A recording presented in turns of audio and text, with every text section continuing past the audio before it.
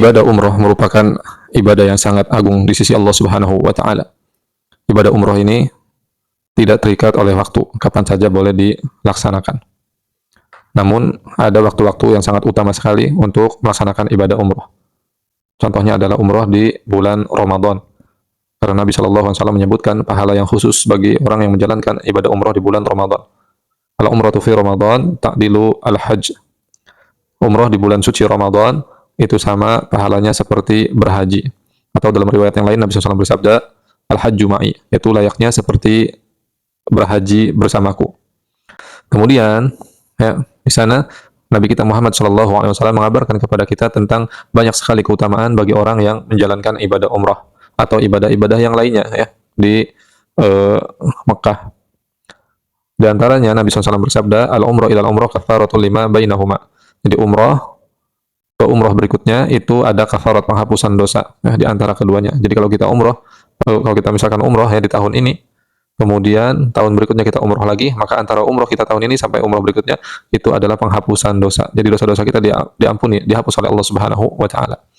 Kemudian kata Nabi sallallahu alaihi wasallam, ya, al-ghazi fi sabilillah wal hajj wal mu'tamir wafdullah da'ahum fa'ajabu wa sa'aluhu fa'atahum. Orang yang berperang di jalan Allah, orang yang berhaji dan orang yang berumrah, mereka ini adalah tamu khusus Allah Subhanahu wa taala. Jadi orang-orang istimewa di sisi Allah Subhanahu wa taala. Allah memanggil mereka, kemudian mereka memenuhi panggilannya, dan mereka apabila meminta sesuatu kepada Allah Subhanahu wa taala, pasti Allah akan berikan kepada mereka. Kemudian Nabi SAW juga bersabda, tabi'u bainal haji wal umrah. Jadi iringilah antara haji dan umrah. Fa inna mutaba'ata bainihima tanfi az-dzunub bil maghfirah, kama yanfi al-kir khabasa al-hadid. Karena ya, mengiringi haji umrah ya, dilaksanakannya haji umrah ini dapat menghapus dosa-dosa sebagaimana ya kompor yang panas itu, kobaran api yang panas itu bisa menghilangkan karat-karat dari besi. Masya Allah.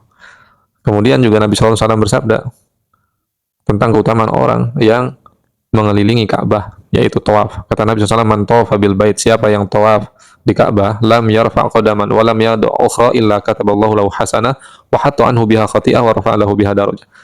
Ya, orang yang tawaf di Ka'bah, ya, tidaklah dia melangkahkan satu langkah kaki, melainkan Allah akan angkat derajatnya, dan tidaklah dia meletakkan kaki yang lainnya, melainkan Allah Subhanahu wa taala akan tuliskan ya, catatan pahala kebaikan untuknya, dan Allah Subhanahu wa taala akan hapuskan dosa-dosanya. Masya Allah.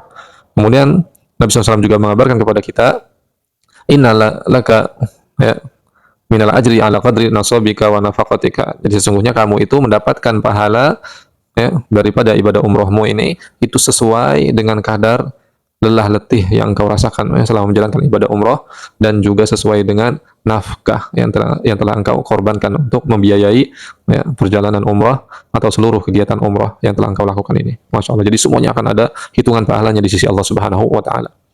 Dan Nabi kita Muhammad SAW bersabda ya, menyampaikan kepada kita tentang keutamaan ketika kita menjalankan sholat ya, di Masjid Nabawi atau di Masjidil Haram di Makkah. Kata Nabi SAW, sholatun fi masjidi afdal min alfi sholat fi masiwa. Jadi sholat di masjidku ini, yaitu Masjid Nabawi, itu lebih utama daripada 1000 sholat di masjid-masjid yang lain. Masya Allah. Sholat fil Masjidil Haram afdal min mi'ati alfi sholat fi masiwa.